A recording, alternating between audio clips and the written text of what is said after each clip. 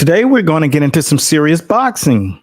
It's not only is it going to be some professional boxing jumping off, but it's actually going to also be the 2024 Olympics in Paris. And we're about to kick it off with a couple of former Olympians and a conversation that will hopefully lead you to understand one thing: 7 pounds in weight isn't just 7 pounds in typical weight.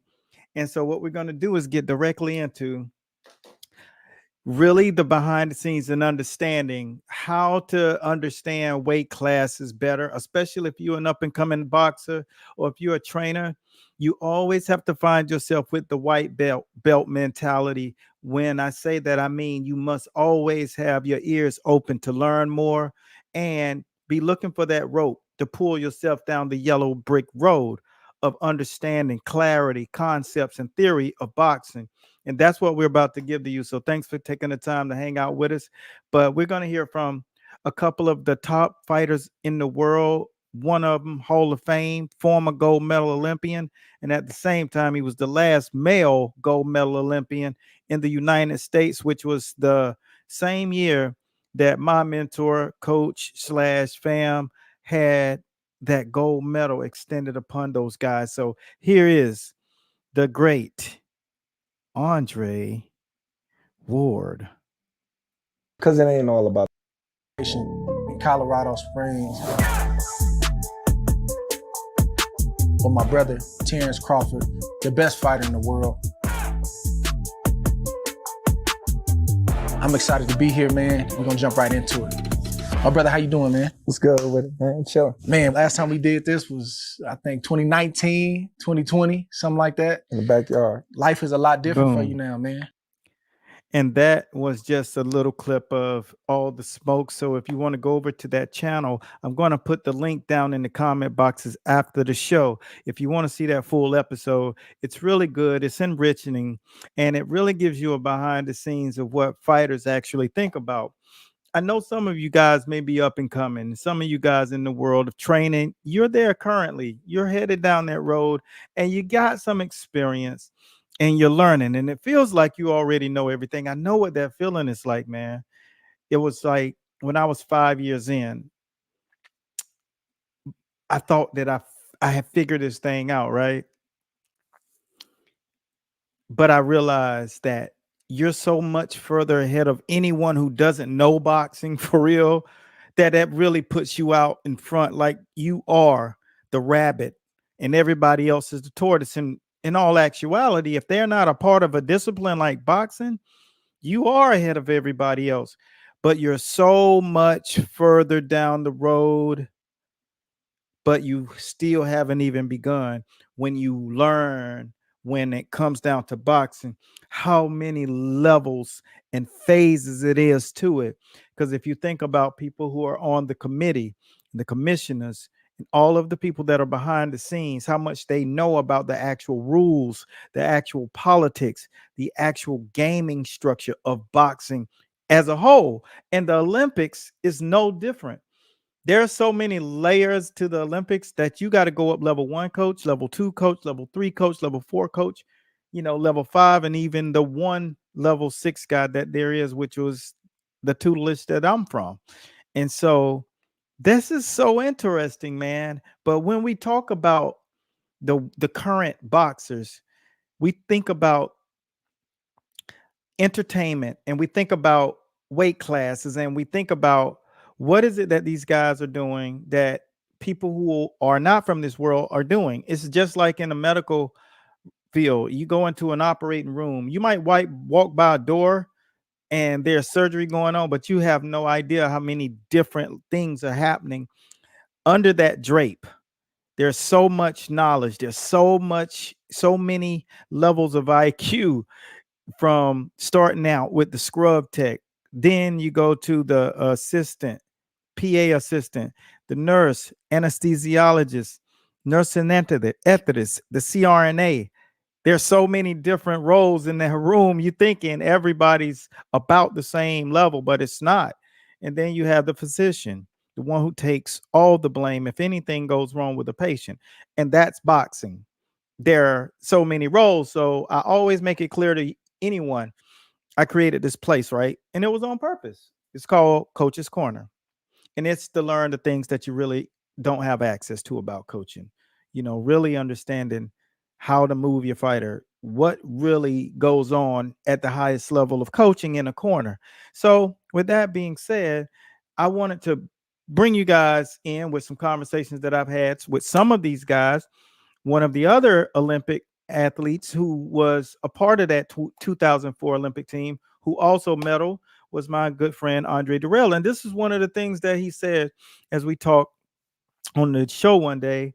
And we all know that when he lost in the silver medal round, and he was so devastated. He just was talking about how disappointed he was in himself because he wanted to get the gold. But you don't realize how few people in history will ever have that opportunity to even fight for a medal. So this is what he said after he realized, when he was taking that stroll down Victory Row, it all hit him. So check this out and let me know what you think in the comment boxes. And while you're watching, check in and let me know exactly where is it that you're watching from today. I'm here in South Florida, and this is my man, Andre Durrell. Special shouts out to the Durrell family. All the way up until it came to the part where I had to walk to go and receive my medal, right? A lot of joy, man, flooded me. Like, you know what I'm saying? Because it's one thing to make it to such an event, right? To be a part of an elite amount of people, the best in the world, the best from every country, the top dog of every country is seated in one tournament to prove it all, right?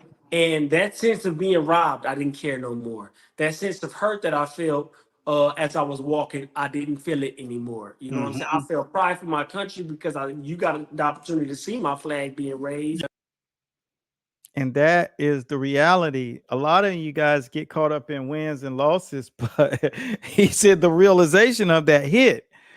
And you think about your child going to the Olympics and not only getting the green light to go to the Olympics, but to be one of the few people in history that will ever hold a medal with their name on it.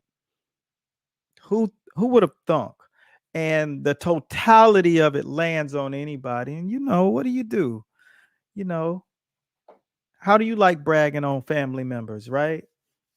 Everybody likes to have a dad that's cool, or a mom that's done something really unique, or an uncle. I used to brag about my uncle. He was a cool dude. You know what I'm saying? He was so smart. He had a PhD, very well spoken, dressed in suits every day. My other uncle, I called him Uncle Paul. He was Uncle Paul. There was this character that came on in the 70s named Uncle Paul. So some of you guys who know who that is, I know your age. You're Generation X. But the reality is everyone likes to brag on someone, right?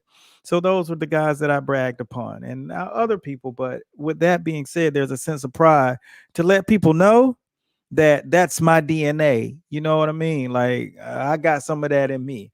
I'm a little smart. I'm a little sharp. I can dress the part, but that's all in what we call our whole card. You know what I'm saying? That's your secret little suitcase. But when you realize that moment you're about to go out there and grab an accolade that no one else that's watching you is going to have the privilege to do. There are 8 billion people on the planet. There will be less than 100 people that leave that event with a medal. Out of 8 billion people, only upwards of 100 people will have medals, somewhere in that neighborhood. Don't quote me, but you get the idea. That's astonishing, to be amongst the best of the best of the best of the best of the best of the best of the best of the best in the world.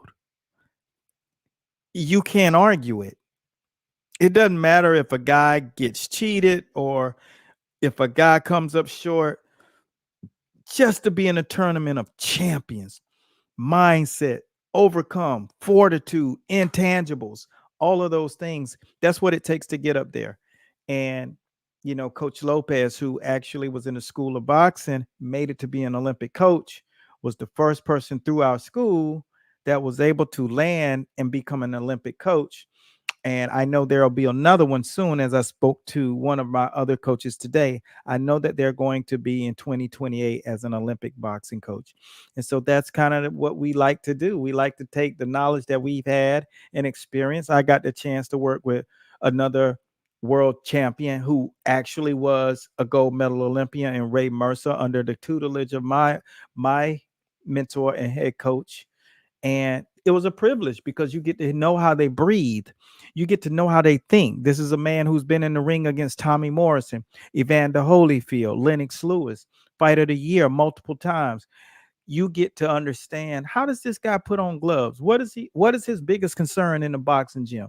The ring. When he gets inside of the ring, how does he move? What's important to him? Is it most important to him to learn new things or to smash your sparring partner? And it was always something that I was able to obtain from people like that, that other people in the world, very few people will ever get to see a world champion train or actually coach him while he's training or have advice for him, a tip for the world champion, lunch with the world champion, taking pictures and hanging out, having regular conversations, saying, is this a guy that I would like to hang with? Am I this level of guy? That's a very powerful tool to obtain and to have access to. So as we think about the guys who were world champion and gold medal Olympians, we talked back with Andre Ward, and it's funny because Terrence Crawford is fighting this weekend. So I got a couple of clips from Terrence Crawford that he's teasing Andre Ward. So it's a real thing, man. This game of boxing is unique, and Dana White was on the record saying that boxing is like a going out of business sale. Is everybody's trying to cash in, but there's no onus on building a system of business. Having real proper, commissions in place to oversee everything, and then that's a real thing. And I think when people say, Michael Jackson was on a record and he said, you got to start with the man in the mirror. If I feel like there's something that could be done about boxing, I knew that there wasn't enough information out there about boxing when I was coming up, and because I had to search and scratch and claw, and some of you are probably in that boat right now. You're looking for lessons that actually could be sustainable. You're looking for a lesson that tomorrow you'll also have something to do, right? But you're not sure what that is because there's this big black space, and you find yourself searching for answers, but the answers that you're searching for, you can never get the full, complete answer. So I had to fill that void. And now here we go again. There's something that I see as a whole in boxing, and it's really putting something in place in boxing. This will take a lot of work, but it's something that can be done. And I got to start with the man in the mirror. I'm capable. I have a high enough IQ. I have a big enough audience of people who will support. If I have to get petitions out to sign, I'm hopefully that you guys will contribute and sign the petition. If I pull something out to help make boxing work more conducively, so people can actually benefit and not be so worried and not have so much anxiety about the sport. And we have the teaching tools in place. That's all about typing the word school. That's in place. But for the actual being in the game and learning how this thing can help you become a grown man or a grown woman inside of the sport and not have to worry about going outside of the sport too much, because everything that you'll need, understanding purses, understanding FSS, your fight stock score, understanding how to take your money and not blow it all before you get your first purse because you're spending money against it before you get it, learning how to use your financial benefits, your growth in economics. When this game starts to feed you that money, what should you do with it? It should be something in place. So those are the kind of things that I'm going to start with, right? Because I don't want to see another fighter retire and then we have to pitch in and figure out how to give him a proper, wedding, or have their child have a wedding or a burial, God forbid, or for anyone in their family or whatever. Like, these fundraisers aren't to actually put money in your pocket. Fundraisers are meant to build awareness to something much greater. All right. So with that being said, let's take a listen to Andre Ward. Yeah. I'm gonna make money. I'm gonna get money. For 100 million, you will come back. Right now. Right now. I gotta pray on it, bro. No, you ain't gotta pray on nothing. I have to. For 100 million, Andre SOG Ward, and I'm saying this in the camera right now. Andre SOG Ward will come back right now for 100 million. Promise you. And that's funny. And I laugh with you guys right now about it, but it's a serious problem because boxing will dangle so much money in front of you. But guess what you have to be? You have to have established yourself like Andre Ward. Are you going to fight 32 professional fights and win them all? Are you going to win every fight when you go to the Olympics and win a gold medal against a 6-foot fighter, 6'6" giant who was also undefeated for 5 years straight? Are you going to do that? Well, that's the way you can cash in with the kind of purse that they're throwing at Andre Ward to kind of come back. It won't be $100 million, but imagine if somebody offered you $30 million to fight. But what does it take to get yourself to that level? And what does it take to not want $30 million? But how do you set yourself up where you can get 5 or 6 streams of revenue a month that will put you at $45,000-$50,000, where you have a great house, 5,000 square feet, right? 10,000 square feet. Maybe you're paying 10,000 a month for it. You have nice cars for all of your kids and your wife. And when people come to stay over, you can invite your whole family. You also have properties that people are renting. You got those going, but you're not spending against the cash flow coming in. You're not working against the principal. Why is it that that's not in place, where instead of just giving me one big chunk of dough and it get burnt by the government and all of these sources coming at it at one time, knowing that you don't understand financial literacy and that you're going to lose it all, just like 85% of anyone that wins the stock market, the Dow Jones or the lottery. That's a astonishing number. How can a person lose $100 million in 2 years? Not only do they lose it, but they lose it within 2 years, because money is like a vacuum.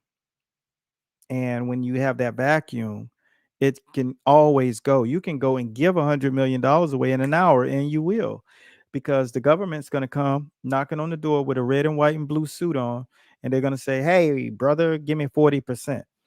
And then that's just the beginning of it, right? You're going to get hit with all other types of taxes, all other kinds of handouts and things that supposedly secure all these businesses that you're not actually paying attention to. You're not actually running them. You're just slamming money at it and saying, hopefully this thing becomes a profit. But that's not how it works. Money is all about understanding how to stack it, place fertilizer on it, and allow it to grow. And you be very disciplined in how you use money. That's a mindset that we aren't taught. We're taught, I got money. If I got $1,000, I'm going to the mall, or I'm going out to shop. I'm going to do something. I'm going out to eat. I'm going to have a night on the town. I'm going to travel. I'm going to do something that I've been wanting to do. So we are a part of this thing called rewardism. We want to reward ourselves for having that day or two that wasn't great, or if I was a little stressed, right? You ever had that day where you feel like, I need a little rewardism? I need to go and catch a couple of movies, I need to go catch that spot that I seen down in Miami. I'm gonna go hang out there and spend $700 on dinner and go over here to Club 11 and hang out with Rick Ross and the boss and Alex Rodriguez and J-Lo. Swing over here, probably pop in there. Everything you do is a reward to yourself. Let me go get a little ice. You know what I'm saying? Let me go get a little bling. And after a while, you next thing you done spent 45K. That's easy to do, especially in a place that's as affluent as South Florida or anyone like California, Las Vegas, New York. You go to any of Texas, you go to any of these places, $50,000, that's nothing. All right. So we have to now put something in place for guys. So we don't want that to happen.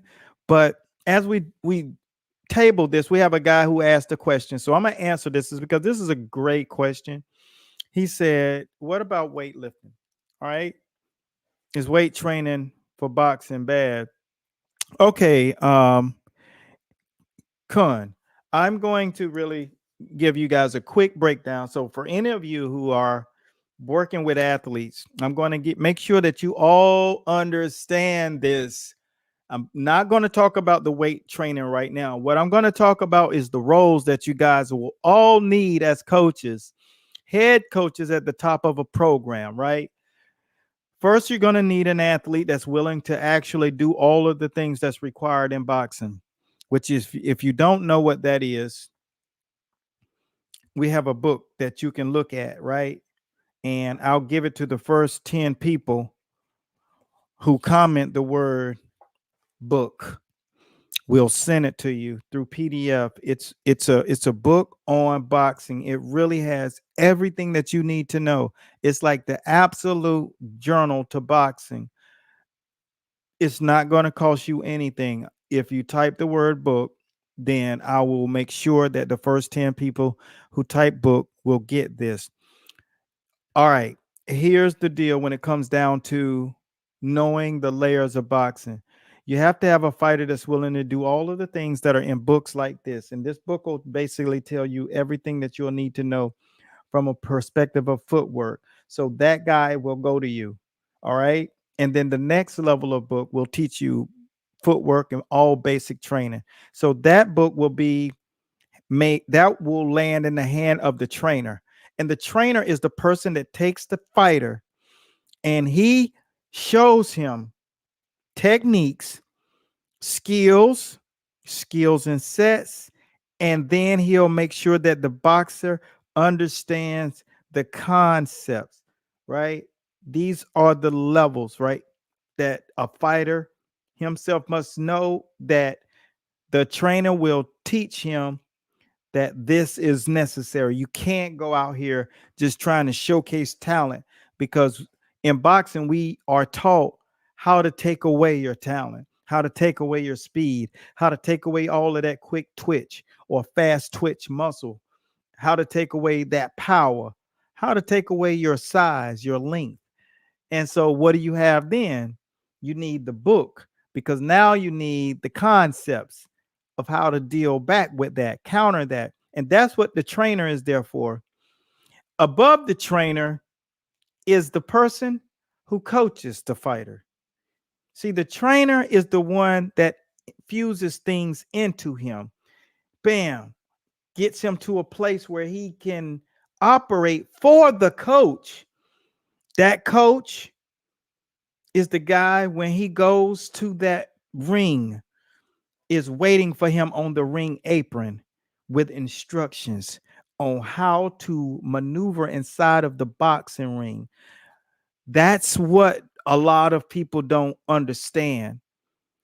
Now, that trainer has a co-partner on the physical side of things, because a trainer who focuses on technique in boxing should not disrespect the level of knowledge that an actual fitness trainer acquired, understanding training systems and muscle systems, cardiovascular development, VO2, all of these things, dexterity and bone densities. What is the level of bone density should a person who is now out of the amateurs going into the pros, what should their bone density be for the size that they are? Things that you might not understand, that you got to realize that there are people who study anatomy that know those kind of things. So you got to realize, why is there a such thing as sports performance coach?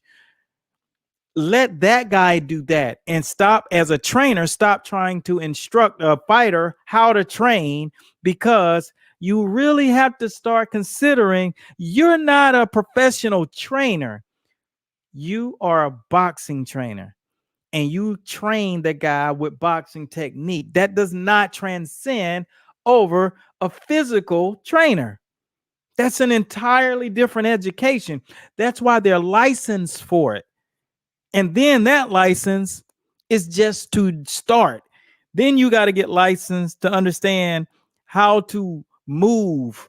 All right. You got to learn the schematics, the kinematics of human motion. So you want a versed trainer who understands these levels, because it's not just one kind of trainer. Ask Sean Porter, ask Shane Mosley.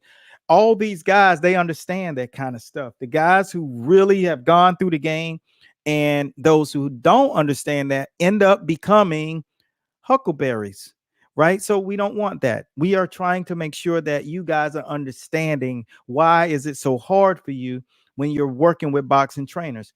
Then the next guy is the person who the coach leans on, a guy who's been there before him. The head coach is working the operations. Then there's a guy that's above the head coach. You never saw Custy Amato in no corner. You saw Kevin Rooney, because Custy Amato was above those guys. Teddy Atlas, Kevin Rooney, all those guys were the trainers. Those guys were the cornermen. Then you got the teacher. And then above those guys are people like those who look down on the game from the sky, the professors, the one that write the books of boxing, for those guys to teach those guys and coach the trainers, and trainers teach the fighters the skills. And now when we get back to this question is, is weight training not good for a fighter? Weight optimization is for fighters, meaning understanding kinematics of human motion. First, the most important thing a fighter needs is dexterity. That means the way he flows. You see how his combinations will come together? Looseness, relaxation. You know what I'm saying? Knowing how to rubberneck, head pop, slide step. That's why I'm going to give you guys that footwork. All you got to do is type book, and we're going to give you that book footwork. We're not going to charge you. You just take that, and you'll understand how much you don't know about footwork, right? It's just the premise of boxing. And then the next level is having the understanding of what you need to do now that you're in this position where you're loose, and now you want to be able to ricochet shots better. So one way we do that is make sure that we have a optimized muscle optimization program called 12 Peaks. And you learn how to use active muscle development, not just linear motions, because the human body is not meant to move in a straight line. Terrence Howard affirmed that. There are no real such things as straight lines, as it was proven. I didn't say it, the data does. So you got to realize, why is it everybody in their 50s, 60s, 70s, 80s are breaking down physically? They don't look like they did when they were 30. What is that? It's a lifetime of moving the wrong way, not understanding human motion, not understanding kinesiology, not understanding that you need more yoga than you need weight training. But there's a method in which you infuse the body with blood and the muscular tissue, and it keeps the muscle active. And that activity doesn't minimize like regular weight training does the body during a fight. Because what happens, if you go back to the Anthony Joshua Klitschko fight, Anthony Joshua was gassed for like 4.5 rounds before he got his oxygen tank back and got his second win. And that was because he didn't understand muscle systems are just to look like you are in shape. But when you are training the body the right way, it's measured by VO2, not how high it will go, but how long it'll sustain.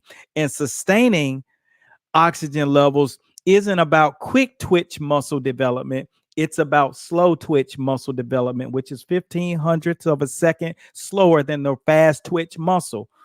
And if you understand those kind of things, that's what helps you understand why not do lifting if you don't understand how to do it.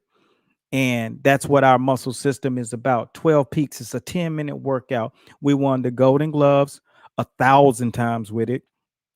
Nationals, the went to the Olympics as an alternate and went up against my guy Andre Durrell. And all of these things happen in the first phases of that training program. The second phase of that program, we got over 300 gold medals in the Golden Gloves. Golden Gloves. And all of those fighters, it's all around the world now. At least 20, probably 35,000 coaches are using that program right now, 12 Peaks. All you got to do is type the word challenge and you can go right up there to our website, and that 10-minute challenge is there. You know, I didn't say it, the data does. I mean, I guess we had probably 10,000 opt-ins, I guess a month and a half ago when we was really talking about it and really giving people an insight to it. We don't just put out exercise programs. Our stuff has been tested over the course of decades. All right. So if you're trying to understand how much not to do when it comes down to weight training, then this gives you just enough, because you're going to be so active. All of our fighters in the third round, if they made it to the third round without knocking somebody out, were just like the first round. And it was because of the methodology. And one of our coaches just won four of his guys won in the regionals. Like, that's real. Like, you can't fake that. He's been on our systems for 4.5 years now. And those guys have been training in that system for over 1.5 years. And they went and they smoked it. First time there, 4 people bodied through. And that's, you can't fake that. Now, you can win at some local shows, but when you're talking about regionals, you're talking about the best in the regions on the West Coast. So, you know, let it be known. What is your system telling you? Are you feeling like you're overtraining those muscles, or you feel like you're not in good enough shape? So the good enough shape is about balance. So hopefully that was something that would give you some enlightenment as to what we do. I've been in the physical training world since the 90s. Goes to tell you how long I've been doing it, right? 1993 to be exact, when it started at a very, very high level, right? But I was doing it in the 80s. But that's just something that I've always loved, and I understood it better than most. And I was always one to give people the knowledge. And then I took it into the medical field, and then I took my knowledge to the next level. And so with that being said, use that, be smart. But when you're an elite athlete, it is just so smart to take part in education, because you're going to need it. You're going to need to educate on how to get that money, because you're going to get the bag. Trust me, the bag is coming. But ask Adrian Broner how fast the bag go. Ask all these guys that you've watched get this money. I know a ton of them, period, point blank, that are finding little hustles to do just to pay bills, and they have millions and millions of dollars. And that is because we didn't have something in place. But I'm not going to look for boxing to do that. I'm going to do it. I'm going to have, we already know we got financial literacy training stuff. So, and we're going to make sure that our guys don't know how to do that. Well, know how to do that and know how to build your own personal brands and be valuable to the market. We educate guys right now on doing that. So you will be killing it while you're killing it. and you won't be reliant on those fight purses. You'll be able to sit down at the negotiation table and say, no, you need to give me another 4 more million on top of that. I know my value. And you can back it because you're putting asses in seats because you actually know how to market yourself. And so that being said, this is my clip for the diehards. This is my man Bo Mack speaking to why people don't like to see fighters like Shakur Stevenson, and what's the knock on the guys. And he basically was giving some real insightful stuff, and I really appreciate that. So good stuff, Bo Mack. And say it's because fight fans is they just want to see knockouts. Really, they want to see rock 'em and sock 'em. And then die-hard fight fans, they understand the meaning of boxing. Systematically, you can break your opponent down. So that's the disconnect. The disconnect is with the just regular casual boxing fans, But the hardcore boxing fans like myself, I love to see a fighter get broke down, systematic breaking down, over the course of 10 rounds. He's showing his skills. That's skills, man. That's mind. That's using your mind. And sometimes you won't be able to get them out of there. Boom. I used to watch guys like Francisco Bajada, Popo Freitas, Livingstone Bramble. I ain't care too much about the fighters who just knocked you out really quick. I like to see the skills. I love Bernard Hopkins in the 90s and the early 2000s and mid 2000s up until the Kelly Pavlik fight. I love to see how he just to take everything away from you, roll that shoulder, come back with that counter right, then slide across the ring. He's doing everything but the Y2C on you, and it's as violent as a toe-to-toe battle. But the difference is it's the battle of minds, and it's violence like a piece of art. And not everybody understands that when it's not their fighter. If it's their fighter, then it's cool. But if it's not their guy, then it sucks. But how bad do you want to know how to move around the ring and not get hit and just looking slick, looking quick, looking sharp, looking good, and looking like everything that you're doing is about to result in his ass getting blown out 12 straight rounds, no losses, no draws. See, that's what it is. When you start to remove bias and watch the artistry of skills, you look at Sugar Ray Robinson, you look at guys like Willie Pep, you look at these guys who could take the ring away from the other guy and put that dude feet in quicksand. Archie the old Mongoose Moore. Yeah, he can move around the ring, but he can also knock out 140 men. So what's the complaint when he's getting knockouts too? So you got to be careful when you talk about things that you don't really like. What you're saying is, I just don't like that guy. But if you saw that guy and that guy had on your jersey, it's okay. It will be called beautiful boxing. People didn't like when Ali used to dance on those guys. But look how people pretend like they love Ali now. Nobody loves him. They faking. You faking. You don't love Ali. You hate that he's not yours. And so that's what you got to pay close attention to. Why does that person not like that person? The minute that someone was boxing around the ring against Ryan Garcia, that dude's running. The minute Ryan Garcia starts using footwork, it's beautiful boxing. And so let's understand how to remove your own personal bias and start looking at the science of boxing. Which fighter is proving and showing you the most science in boxing? That's what you want to do. You want to lock in on that, because that's what you're about to see in the Olympics in this year right here. You're about to see what the national tournaments have just totally bred these fighters to be.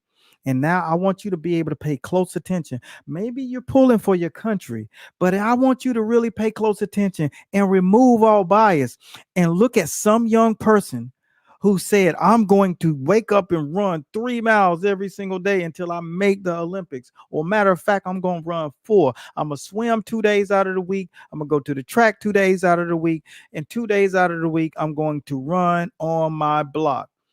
And I'm going to get there. And look at what he's figured out how to do in the boxing ring. I'm telling you, remove bias and just start watching their feet.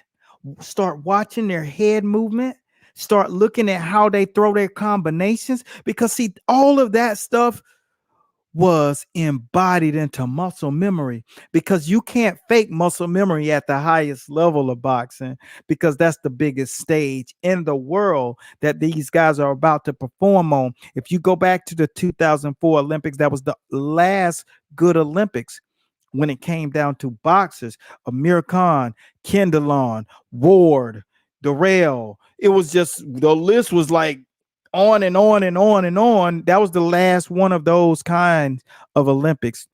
The ones with Shakur Stevens and those guys, it was okay. It wasn't world beater stuff. You talking about, you go back to 84 with Sweet Pea, Evander Holyfield, Tyrell Biggs, Meldrick Taylor. You know, you're talking about killers, legends. Mark Breland, excuse me, Mark. Killers, all in the same, on the same team. But people were getting caught up in the wrong things. You got to pay close attention. As you go back to the 76, Howard Davis Jr., Sugar Ray Leonard, the Spinks brothers. I mean, these guys were on one team. One team. That was Sugar Ray Leonard. Imagine Sugar Ray Leonard being on your team. And then the Spinks brother, who soon go on to knock off Larry Holmes and one knock off Muhammad Ali. Two of the greatest fighters to ever fight at the heavyweight division were going to get beat by two guys that was in that weight class. And one of them is going to go on to beat and be the top of the four kings, beating more of the four kings than any of the other ones. He beat Hearns. I'm talking Sugar Ray Leonard. He beat Hearns. He beat Hagler. And he beat Duran.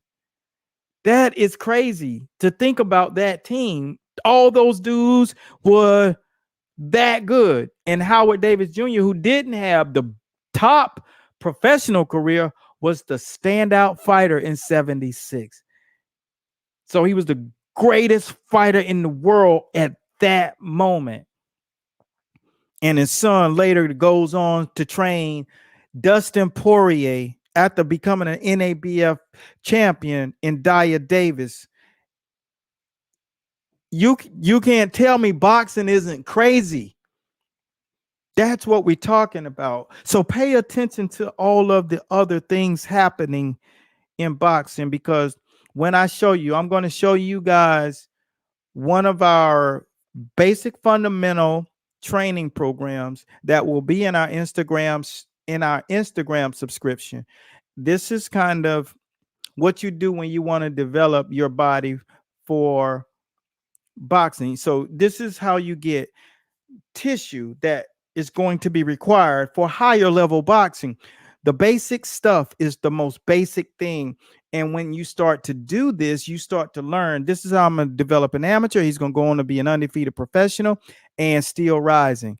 And this is basic mitt training. You add your mitt training, basic mitt training, all different levels of the basics though. Tier 1, which is basically walkthrough. Here's a little snippet of this thing. Check this out. First thing that we're going to do is go over the punch placement in the mitts. How you should hold the mitts when the punches are being delivered. So we're using the curved mitt. So Robert's going to come over here. We're going to just do all the punch statistics. So when you're holding the mitts for the jab, your objective is to make sure that the glove lands as he rotates it through. You switch the jab, bang. That's first. Bring it back. Speed it up. Pop.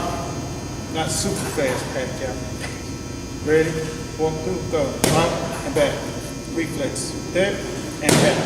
And again. And again. Again. Good. Again. 4 more. 3, 2, 1. Good. And we keep the hands placed here so the elbow does not drop. Using mitts is a great tool, but you must understand how to keep the guy in punch position. His punch logistics are everything. So if you teach him right, he shoots the jab here, keeps the elbow high and turned over, bring it back in that same line. Pop, pop, his knuckles rotate over, land perfectly flush inside the mitt. Bam. And it goes and shows you each one of the punch tech for the actual American style boxing, which is punch rotation, to rotate and hit with the 2 biggest knuckles so you don't break the pinkies. And realizing that the elbow's held right here from the mitt holder to keep the other person from dropping their arm when they come back. So therefore, they never develop that habit. They never know that that's a habit because I never, ever allowed them to rotate their elbow and down when they're coming back, because it's going to easily be countered by a right hand easily. So we went through all of the punch progressions, each punch with a particular technique to make sure that they don't develop a flaw. And so when you're developing an athlete, you're developing them to build a different level of muscle. You should see when my fighters came out of their gear, how lean their bodies were. We're talking 3, 4, 5% body fat without trying, because of how I understood how to develop them over the course of a duration. And they always operated on weight. When they all came to me, everyone had to lose a minimum of 30 pounds, 28 pounds, because they thought they were around their normal weight, but they weren't. And then we flushed them. And then next thing you know, everybody's lean. But throwing those punches, when you learn how to throw punches right, you never have bad technique. You never make those kind of mistakes. That's not part of your wheelhouse. And so in that program, I just knew that it was a good thing to show guys how to develop a fighter if he's going up into levels like you are going to the Olympics. So all of those things are prominent when you're developing athletes at that level. Now, I came up from under 2 Olympic boxing coaches. So therefore, not only that, they were military. So I was like groomed by guys who did not play that shit. And so when you're doing that, you have to figure out, what are my techniques to teaching these guys in a manner in which they won't develop mistakes? And that's where we broke down everything in tiers. And when it's all said and done, then when they throw combinations, they sharp, they quick, they laser quick, they sharp as a razor. And you can hear the mix cracking. They're never missing the cup. Now, when you're talking about Mexican style boxing, we showed you that in our punch pad for pros. That was prize fighting. They punch with the knuckles like this, right? And rightfully so, because it's a more dense, entire compact punch. That's why Mexican fighters hit so damn hard. You better understand what you're dealing with. Like Sugar Ray Leonard said about Roberto Duran, even though Roberto's not Mexican, he hit like him. He was Panamanian, but he said his hands was like concrete. And when you fought Chavez, he punching, like I said, with that brick hand. And you're not knowing, why is this guy punching so harder, right? It's because they understand how to develop the body. So that is going to be, and that's like probably 15 rounds. Is over 30 minutes of those kind of drills back to back, all about mitt development. So Instagram subscriptions, it's about to be totally fire. But the key is learning these skills so that if you're developing over time and you're boxing against better guys, and I know you have all had the opportunity to, if you go back and you can look at, I think it was Devin Haney sparring against Tank. People underestimate Tank's skill set. He grew up in a place that those guys, Coach Tyrone Soul and all those guys that was out there with Coach Calvin and those boys, Those dudes, man, were winning tournaments like every time. Like they were coming back with straps. Like their amateur program is bananas. Y'all just think Tank is just come for as a killer in the pros. Man, these dudes program. I told you about the DMV. It's real. It's no joke, man. It's real. I know. I lived it. So Coach Patrice Harris and all those boys, special shouts out to him. Patrick Harris is actually in our school. So special shouts out to Patrick Harris, Patrice Harris' son. The DMV is real, man. We take care of one another. And we built the culture and we built the cult like family because we know we got to give back to the sport. So hopefully this gave you guys some insight. If you had questions, always be sure to leave them down in the comment boxes. And if you're over on Instagram, don't worry about it. Just DM us and let us know.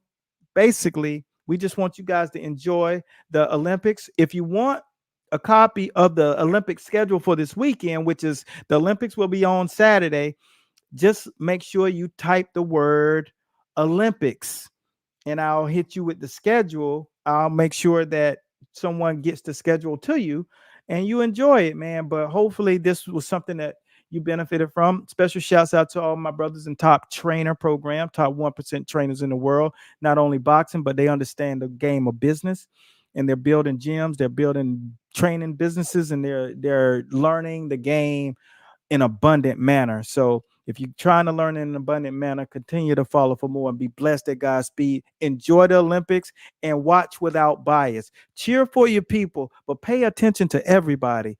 All right, Coach Bradley, and I'm signing out, and I'll see you all soon in the Winner Circle group over on Facebook. Peace.